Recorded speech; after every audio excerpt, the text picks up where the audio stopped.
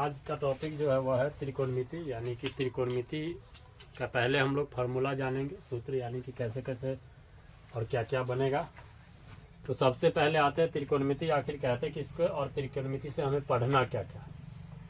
तो त्रिकोणमिति यानी कि कुल त्रिकोणमिति की बात की जाए तो त्रि मतलब तीन होता है, कोण का मतलब हो गया कोण, और मिति मतलब माप। तो हमें पढ़ना है पूरे त्रिकोणमिति में सिर्फ एक ही चीज से, और वो है समकोण त्रिभुज।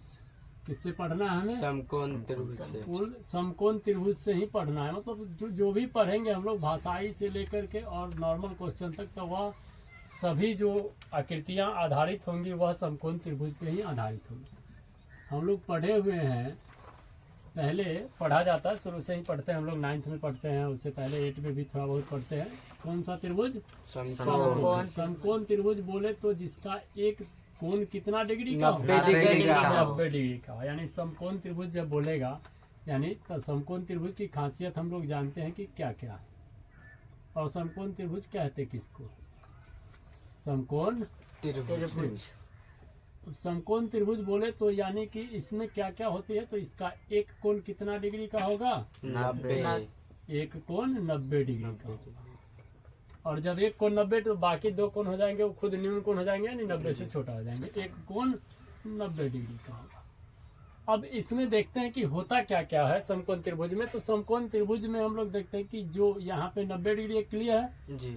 BC जो है और AB और AC, यानी तीन भुजाएं, किसी भी त्रिभुज में तीन भुजाएं होती है, तीन शीर्ष होते हैं और तीन कोण होते हैं। तो अब इसमें आती है चर्चा, हम लोग त्रिकोणमिति से रिलेटेड ही पढ़ेंगे, क्योंकि अब मैटर आता है PB और H का, PB और H का। तो P किसको कहते हैं, B किसको कहते हैं और H किसको कहते हैं? तो H जो होता है इसको इंग्लिश में कहा जाता है हाइपोटेनस, और हिंदी में कहा जाता है कर्ण। हिंदी में क्या कहते हैं? कर्ण। और इसीलिए इंग्लिश में इसको हाइपोटेनस कहते हैं, और इसी के कारण इसको H से डिनोट भी किया जाता है। अब B जो होता है इसको हिंदी में कहते हैं हम आधार। क्या कहते हैं? आधार। इंग्लिश बोले तो बेस कहते हैं। और P का मतलब होता है परपेंडिकुलर, यानी कि लंब होता है जी। और इसको इंग्लिश में डिनोट करते हैं P से। और B मतलब आधार हो गया, H कर्ण। तो अब आते हैं कुल आकृति में जो H जो होता है वह कॉमन होता है। क्या होता है? H कॉमन होता है कि H बदलता नहीं है किसी भी आकृति में, यानी किसी तरह का आकृति बनेगा लेकिन वह समकोण त्रिभुज है तो उसका H हमेशा जहाँ है वहीं रहेगा। लेकिन P और B जो है वह उसके एंगल के दृष्टिकोण से बदलते रहता है। जी। तो एंगल के दृष्टिकोण से बदलता है, तो कैसे बदलता है हम लोग देखते हैं कि कैसे बदलेगा। तो मान लीजिए कि हमारे पास यही आकृति है। अब इस आकृति के लिए कोण C है और कोण A है। तो अब इसी त्रिभुज की बात करें तो इसमें कोण A की बात अगर करता है, तो आइए आकृति को सामने से देखते हैं कि बगल में बनाएंगे, क्लियर हो जाएगा। इसका कोण ये हो गया, और ये मान लीजिए A दिया हुआ है A, और ये है B और ये है C। तो अब ये समकोण त्रिभुज है, यानी कि 90 डिग्री का एंगल क्रिएट हो रहा है। कोण A की बात करें, कोण C की बात करें, तो इस त्रिभुज में यानी त्रिभुज ABC में बात करता है कि कोण A के लिए, कोण A के लिए हम लोग देखते हैं। तो बारीकी से समझिएगा कि कोण A के लिए तो 90 डिग्री जो होता है वह 90 डिग्री के ठीक सामने का कोण जो होता है उसको हम लोग कहते हैं कर्ण। तो कर्ण तो कंप्लीट हो गया, कौन है? दिख गया कर्ण, यानी कि इसको किससे डिनोट किया जाता है? H से। अब जिस कोण की बात करेगा, आकृति को बारी बारी से समझेगी, तो कोण A की बात कर रहा है। किसके लिए कर रहा है? कोण A। तो A के लिए जो हो जाएगा वह लंब कौन हो जाएगा? तो कोण A के लिए लंब हमारा हो जाएगा एकदम कोण A के ठीक सामने वाली भुजा। तो कोण A के लिए लंब यानी कि BC। कोण A के लिए लंब यानी कि कौन? लंब को B से डिनोट करते हैं, तो लंब कौन हो जाएगा? BC हो जाएगा। क्लियर है जी। कोण A के लिए लंब कौन हो गया? BC। BC हो गया। और जब लंब BC हो गया तो आधार कौन हो जाएगा? ए बी आधार जो हो जाएगा वह हो जाएगा ए बी आधार को डिनोट करते हैं किस B चीज से, से, लंब को डिनोट करते हैं पी से और आधार को डी बी से। तो आधार हो जाएगा हमारा ए बी। आधार यानी बेस, तो बेस का मतलब कि उस भुजा से दो हम लोग पढ़ना है हमको, एक संलग्न भुजा और एक सम्मुख भुजा। तो संलग्न भुजा कहते हैं यानी उससे सटा हुआ भुजा, लेकिन किसको छोड़कर, कर्ण को छोड़कर। और सम्मुख भुजा यानी उसके ठीक सामने वाली भुजा। तो संलग्न भुजा जो है, देखिए संलग्न यहाँ ए की बात करता है, कोण ए है ना। देखिए कोण ए के लिए तो ए का तो कर्ण क्लियर है, कौन है कर्ण, एसी को कर्ण कहेंगे ना। यानी कर्ण बोले तो कौन हो गया भुजा इसमें, कर्ण इक्वल टू हो गया एसी हो गया। कर्ण को किससे डिनोट करते हैं, एसी से। तो कर्ण तो एसी हो गया, लेकिन कर्ण को छोड़कर ए से सटा हुआ भुजा कौन है, ए बी। यानी यह क्या हो गया, आधार हो गया, संलग्न भुजा हो गया कोण ए के लिए। यानी कोण ए का संलग्न भुजा कौन, तो ए बी हो गया। यानी ए बी जो संलग्न है वह आधार हो गया। और जो सम्मुख यानी ठीक सामने है वह क्या हो गया, बी सी, यानी कि लंब हो गया। या अब क्लियर है। आते तो इस लंब, कर्ण और आधार समझते। फिर दूसरी आकृति से समझेंगे, दूसरी आकृति से समझेंगे कि यही आकृति अगर बना दी जाए, मान लेते हैं सेम आकृति हो, लेकिन अब यही नाम भी रहे ए बी और सी, यहाँ पे 90 डिग्री हो। जैसे ही 90 डिग्री है तो क्या हो जाएगा, वह जब 90 डिग्री होगा तो समकोण त्रिभुज है। अब इसी आकृति में हमारे लिए चर्चा कर दे किस कोण के लिए, तो कोण ए के लिए कर रहा था, लेकिन अब कर रहा है कोण सी के लिए। किसके लिए, सी के लिए, कोण सी के लिए। तो देखिए कोण सी के लिए अब क्या क्या होता है, कौन कौन देखते हैं। तो तीन ही चीज चाहिए हमको, क्या चाहिए, लंब, कर्ण, आधार। तो सबसे पहला चीज है लंब देखते हैं। तो लंब की चर्चा अगर की जाए तो लंब को डिनोट करते हैं किस चीज से, पी से। अब कोण सी के लिए लंब, तो जो कोण सी की सम्मुख भुजा होगी, ठीक है, सामने कोण सी की सम्मुख, तो कोण सी है ये, और इसके ठीक सामने वाली भुजा कौन है, ए बी है। क्लियर है। तो कौन हो जाएगा इसके लिए, ए बी। अब लंब के बाद आते हैं आधार की बात कर ले, तो आधार क्या हो जाएगा, आधार को डिनोट करते हैं हम बी से। और आधार यानी कि उससे सटी हुई भुजा को ही हम आधार कहते हैं। तो कोण सी यहाँ है और इससे सटा हुआ भुजा कौन है, बी सी। तो आधार क्या हो जाएगा, बी सी।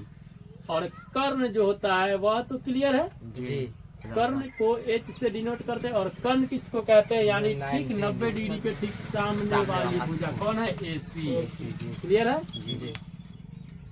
इस दोनों में हमें एक चीज मिला कि कर्ण बदलता ही नहीं है, कर्ण दोनों का सेम है। जिस भुजा को कर्ण कहेंगे वह कर्ण, यानी 90 डिग्री के ठीक सामने वाली भुजा जो होगी वह क्या हो जाएगी, कर्ण।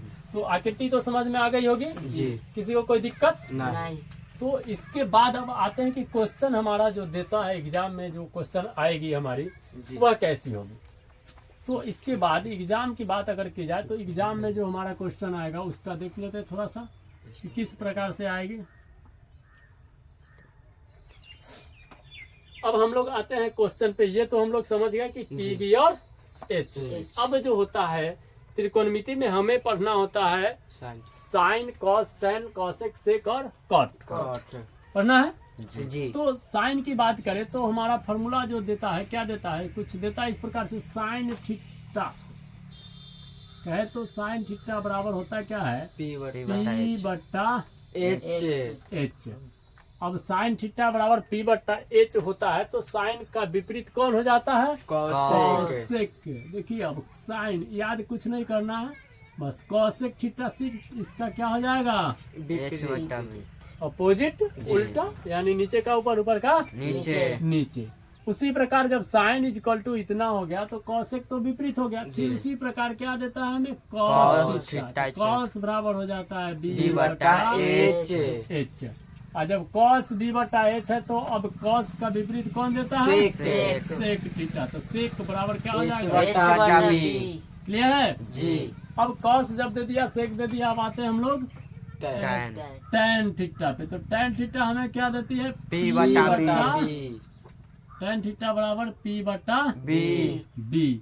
और जब tan p बट्टा b हो जाएगा तो cot थीटा क्या देगा? बी बटा टी। यानी इसका अपोजिट b बट्टा पी। p। हम लोग क्लियर हो गए कि यानी साइन का उल्टा कौन कर किसको करना है?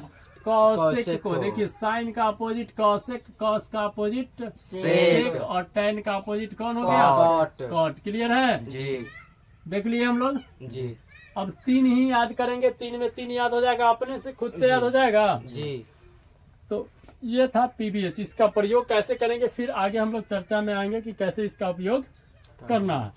तो इतना क्लियर है। जी अब एक और थोड़ी सी आगे फिर चर्चा होगा। इतना फिलहाल इतना ही समझिए कि इसको क्या करनी है। इतना तो क्लियर है। जी अब आते हैं कि कुछ वैल्यूएं हमारे पास होती हैं, इससे रिलेटेड एक दो क्वेश्चन हम लोग देख लेते हैं। जी तो इससे रिलेटेड क्वेश्चन क्या होगा? मान लीजिए दे देगा कि त्रिभुज ए बी सी सी, त्रिभुज ए बी सी में कोण बी क्या है? कोण बी समकोण। समकोण है। जी त्रिभुज ए बी सी में कोण बी समकोण। समकोण है। ए बी कोण बी समकोण है तथा कोण बी समकोण दे दिया। जी तथा कहेगा कि A B AB is equal to कुछ दिया गया। क्या दिया? 3 मान लो ए बी सेंटीमीटर। बराबर दे दिया 3 सेंटीमीटर जी और बी सी बराबर 4 सेंटीमीटर दे दिया 4 सेंटीमीटर और हमसे पूछ रहा है कि ए सी का मान ज्ञात करें। करे। तो हम लोग पहले आकृति को डिनोट करेंगे कि क्या कर रहा है आकृति। तो अब आकृति जब बनाएंगे हम तो कुछ इस तरह से आकृति हमारा बनेगा। जी जी ये हो ए दे देते हैं, डी दे देते हैं और ये सी दे देते हैं। जी क्लियर है? जी अब इसमें देखिए कि कोण बी को समकोण कह रहा है, तो कोण बी दे दिए, समकोण बना दिए, यानी कि यह कितना डिग्री हो गया? 90 90 डिग्री। डिग्री हो गया। क्लियर है? जी अब देखिए ए बी बराबर कितना सेंटीमीटर कह रहा है? 3 3 सेंटीमीटर। बी सी कितना 4 सेंटीमीटर। है ना? जी अब हमसे पूछ रहा है ए सी क्या होगा। तो अभी हम लोगों ने सूत्र तो पढ़ा नहीं ना पढ़ा। ना। तो वही देखना है कि यहाँ पे ए सी निकालने के लिए कौन सा प्रयोग करेंगे। तो अब आते हैं पीबीएच में क्या होता है। यहाँ इसको हम क्या कहते हैं? कर्ण कहते हैं। जी तो अब यहाँ पे ए सी जो है हमें ज्ञात करनी, तो A C square is equal to formula कहता है कि A B square plus B B C C square. Square होता है। जी यानी कर्ण का अगर वर्ग करते हैं तो अन्य दो भुजाओं के वर्गों के योगफल के बराबर बराबर होगा। अब एसी को अकेला कर दिया जाए, एसी को क्या कर दे? अकेला। तो क्या हो जाएगा? रूट तो होता है। अंडर ए बी स्क्वायर जोड़ बी सी स्क्वायर। ए सी स्क्वायर हो गया। जी। क्लियर है? जी जी अब इसी प्रकार हमें अगर ये तो एक फॉर्मूला हमारा बना जी ए सी ज्ञात करने का, क्या बना कि ए बी स्क्वायर और root under A B square plus B C C C square. अब दूसरा फॉर्मूला बनेगा इसी से। आइए तो क्या बनेगा दूसरा फॉर्मूला? ए सी। अब ए बी को अकेला करेंगे, देखिए ए बी को अकेला करेंगे तो इधर पहले से कौन बैठा हुआ है? AC। ए सी। तो A C square minus B C C square. Square आएगा। जी अब इसी में ए बी को फिर हम अकेला कर ले तो क्या स्क्वायर इधर से हटा तो उधर क्या चलेगा? Root root. A C square minus B B C C square. Clear? जी अब एक और ये दो फॉर्मूला बना जी हमारे पास। मुख्य रूप से उपयोग हम करते हैं यही, एक ये वाला और दूसरा ये वाला, लेकिन कभी कभी ये दोनों का भी उपयोग किया जाता है। अब आते हैं फिर इसी से तीसरा फॉर्मूला हम बनाएंगे तो क्या बनेगा देखते हैं। तो अब ए बी इक्वल टू था, तो अब क्या बी सी स्क्वायर बराबर, तो बी सी स्क्वायर बराबर फिर उसी तरह A C square minus A B square. Clear? अब फिर उसी प्रकार जब बी सी को अकेला कर लेंगे तो इधर से उधर जाएगा, रूट से आएगा A C square minus A B square. Square.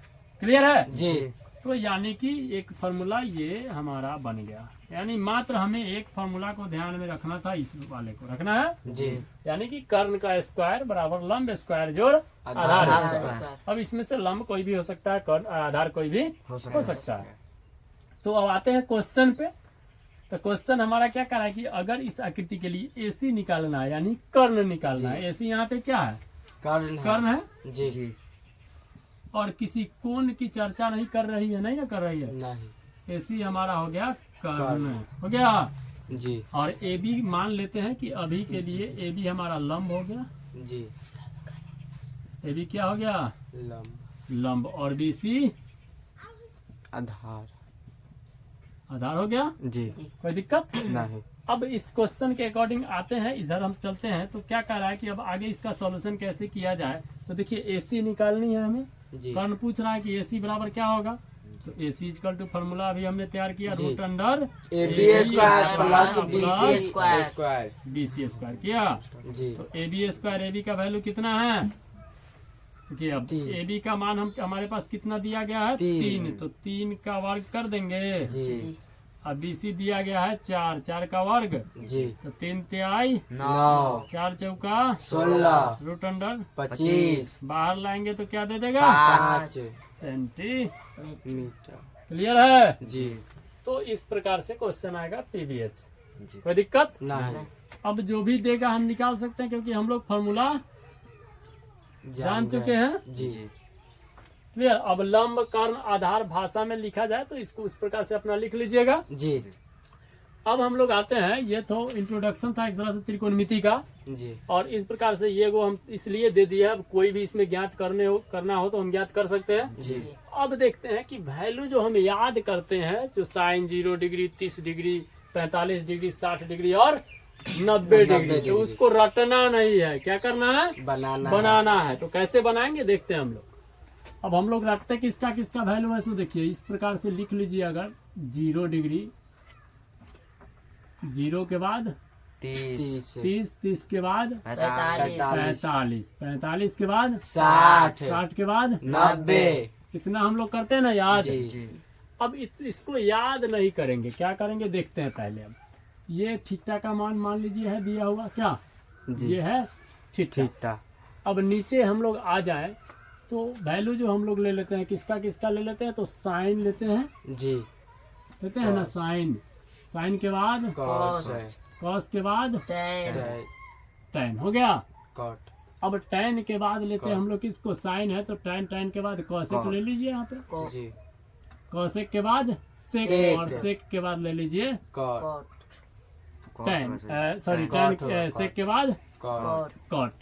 Clear है। जी अब करना क्या है कि सब लोग जानते हैं वर्गमूल तो सबको आता है। जी तो अब वर्गमूल जब आता है तो करेंगे क्या कि इसको ना 0 है ना, हम लोग शुरू कर देते हैं 0 से, जी कर दिया जाए। जी। तो जैसे ही 0 से शुरू करते हैं तो 0 बटा 4 हो गया। जी बट्टा में सबका क्या करना है, साइन के लिए लिख देना है 4। जी और 0 के बाद फिर बढ़ते क्रम में एक तरह से मान लीजिए ना कि हमको पूर्ण संख्या लिख रहे हैं, क्रमागत पूर्ण संख्या 0 से शुरू कर। तो 0 के बाद 1 बटा 4 उसके बाद 2 बटा 4 हो गया, उसके बाद 3 बटा 4 और लास्ट में 4 बटा 4। क्लियर है। जी अब इस सब पे क्या करना है, रूट चढ़ा देना है। क्या चढ़ाएंगे, रूट। रूट। अब जैसे ही यहाँ पे रूट चढ़ा दिए, देखिए यहाँ पे रूट चढ़ा। जी अब इसका सबका रूट चढ़ गया। जी अब क्या कीजिए कि पहला वैल्यू, अब मान लीजिए थोड़ी देर के लिए इसको मिटा दिया जाए, जी। तो अब हमारा मान क्या देता है ये देखते हैं। तो 0/4, 0 में किसी भी संख्या से अगर भाग दे दिया जाए तो क्या दे देगा, वो 0 यानी यह दे देगा 0। तो बाहर आ गया 0। जी। अब 1/4 है तो ऊपर से कितना निकल गया, 1 एक। और नीचे 4 है तो 2 दूना 4 4 निकल गया। जी ये 2/4 है तो देखिए काटेंगे तो 2 1 जा 2 2 2 जा 4 यानी 1/2। अभी रूट में ही रहेगा तो 1 तो निकल जाएगा, जी निकलेगा जी। यानी 1 तो बाहर आ जाएगा, लेकिन 2 बाहर नहीं नहीं आएगा तो 1/√2 बचेगा। जी। यहाँ देखिए रूट 3 बाहर नहीं आएगा, लेकिन 4 में से कितना बाहर आ जाएगा, 2। यहाँ देखिए इसको काट दिया जाए तो क्या देगा, 1 तो यानी बाहर कितना आ गया, 1 यानी यह किसका वैल्यू हो गया, साइन का। साइन का हो गया। क्लियर है। जी साइन का वैल्यू हो गया हमारे पास, साइन 0 का 0, साइन 30 का 1/2, साइन 45 का 1/√2 और साइन 60 का √3/2 और साइन 90 डिग्री का 1। अब क्या करना है कि साइन तो खत्म, जी। अब कॉस के लिए क्या करेंगे कि सिर्फ इसको क्या करना है कि उल्टा लिख देना है। जी उल्टा। अब एग्जाम में क्वेश्चन इस पे देखिए, इस पे एक समझेंगे 0 से कहाँ तक गया, 1 तक। 0 वैल्यू जो साइन 0 डिग्री से, यानी जब डिग्री बढ़ रही है तो वैल्यू भी क्या हो रहा है, बढ़ रहा है। यह किस में संभव है, साइन साइन थीटा में। में। यानी साइन में अगर साइन 30 का वैल्यू दे देता है, कभी कभी पूछ देता है कि मान लो साइन 18, मान लो साइन 18 तथा साइन 32 के लिए संभव है, वहां पे लिखल रहेगा इसे साइन 18 ऐसा रहता है, साइन 32 ऐसा करके रहता है, फिर रहता है साइन 18 और इस प्रकार से रहेगा साइन 32। तो कौन सही होगा? नीचे वाला, क्योंकि जब डिग्री साइन में डिग्री बढ़ेगी तो उसका वैल्यू भी बढ़ेगा, तो कोई दिक्कत नहीं। अब आते हैं साइन तक। कॉस के लिए क्या करेंगे कि सिर्फ इसको उल्टा लिखना है। उल्टा का मतलब ये उल्टा 1/, करके नहीं, बस साइन का ये था तो इधर से शुरू करेंगे, यानी उसका लास्ट वाला यहाँ पे ले आएंगे। तो यहाँ हो गया 1, उसके बाद 3/2, उसके बाद 1/√2 का 1/√2 ही रहेगा, और क्या करेंगे 1/2 और फिर 0, यानी इसी को जो फर्स्ट में लास्ट में मैंने उधर से उठाना है और इधर फर्स्ट से लिखते चले जाना है। हो गया जी, कोई दिक्कत नहीं। अब टैन की बात करें तो साइन हो गया, कॉस हो गया, टैन हो गया। हम लोग एक फॉर्मूला पढ़े थे, पढ़ना भी है, साइन बटा कॉस। क्या पढ़ना है फॉर्मूला में तो देख लीजिए, साइन टैन थीटा बराबर हमें पढ़ना है साइन थीटा बटा कॉस थीटा, साइन थीटा बटा कॉस थीटा। बस इसी को माइंड में रखने हैं जी। तो बस कुछ नहीं, बट्टा तो 0/1 कर लेंगे तो क्या देगा? 0। क्लियर है? 0/1 करेंगे तो सीधे बट्टा, यानी नीचे वाले से ऊपर का सब में भाग दे दो जी। आ गया तो लिख दो 0/1 दे देगा 0। अब इसको करेंगे तो 2 ऊपर जाएगा, कट जाएगा, तो क्या बच जाएगा? 1/√3। इसको करेंगे तो क्या दे देगा? 1। फिर इस प्रकार इसको कर दिया जाए तो √3 दे देगा जी। अब इसको करेंगे 1/0 तो क्या देगा? अपरिभाषित, यानी अनडिफाइंड इसको बोलते हैं। इस तरह से देते हैं, सिंबल है, और इसको पढ़ना हो तो क्या पढ़ेंगे? अपरिभाषित हो जाएगा जी, कोई दिक्कत नहीं। अब हम लोग सीख लिए साइन, कॉस और टैन। एकदम इजीली है, कुछ है नहीं है, यानी याद हो सकता है, रटने की कोई जरूरत नहीं है। अब आते हैं साइन के ठीक अपोजिट लिख देंगे तो क्या आ जाएगा?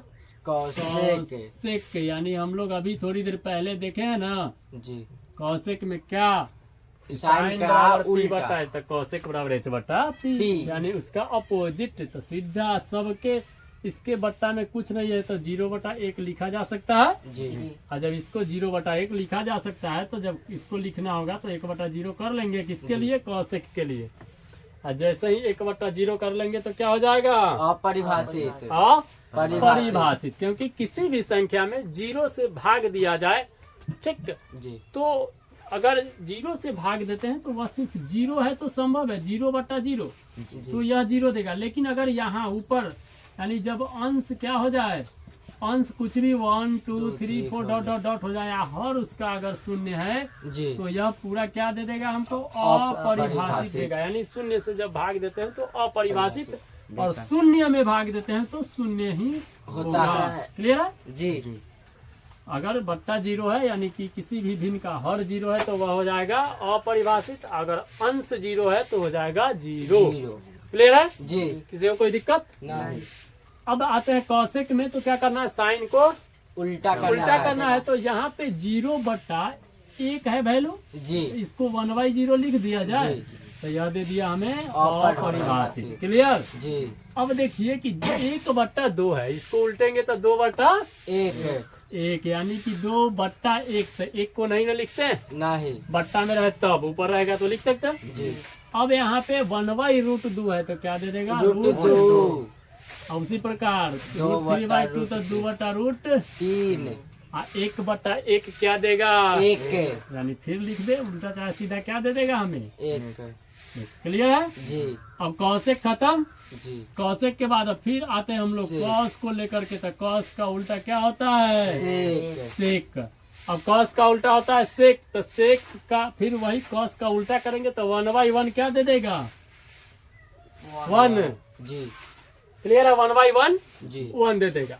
लेकिन फिर अब √3/2 है तो क्या दे देगा? 2/√3। क्लियर है जी। फिर इसको करेंगे तो 1/√2 तो √2 दे देगा जी। यह है 1/2 2 तो क्या दे देगा 2 यानी कि 2। जी अब 0/1 तो 1/0 कर लेंगे, जी क्या होगा? अपरिभाषित अब इसका दूसरा भी तरीका है जी कि जब साइन के लिए उधर से सजा दिए थे कॉस तो कौशिक जब आ गया तो सेक के लिए भी कौशिक को उल्टा सजाएंगे, यानी एक इधर कर लेंगे फिर ये, यानी इस तरह से आते चला जाएगा। जी ठीक रहा? जी यानी 5 नंबर वाला जो है उसको कहाँ लाएंगे? 1 नंबर पे, जी। फिर 4 नंबर वाला 2 पे, 3 वाला 3 के सामने, फिर चल जाएगा 2 वाला 4 पे और 1 वाला 5 5 पे हो जाएगा। जी अब साइन कॉस तो हो गया। जी अब कॉस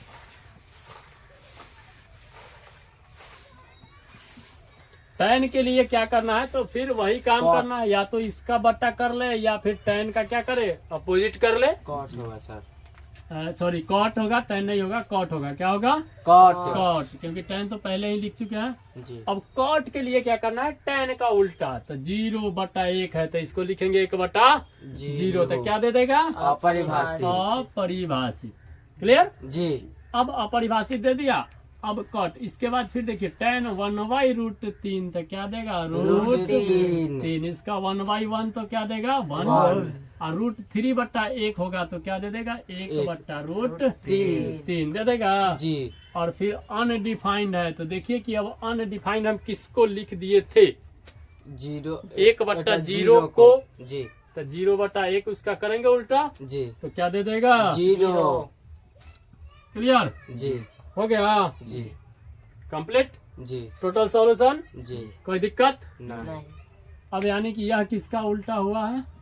टैन का टैन का। अब यानी ये जब वैल्यू इस प्रकार से दिया जाएगा हमारे पास तो अब आराम से, मतलब सबसे पहले जाएंगे हम त्रिकोणमिति बनाने। एग्जाम में जब हम बैठेंगे तो बस एक ऐसा का चार्ट बना लेंगे। जी अब खाने वाला चार्ट नहीं बनाना है।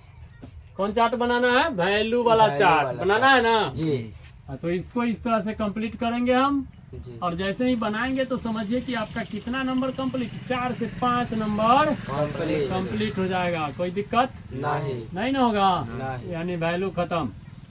अब नहीं ना रटिएगा। नहीं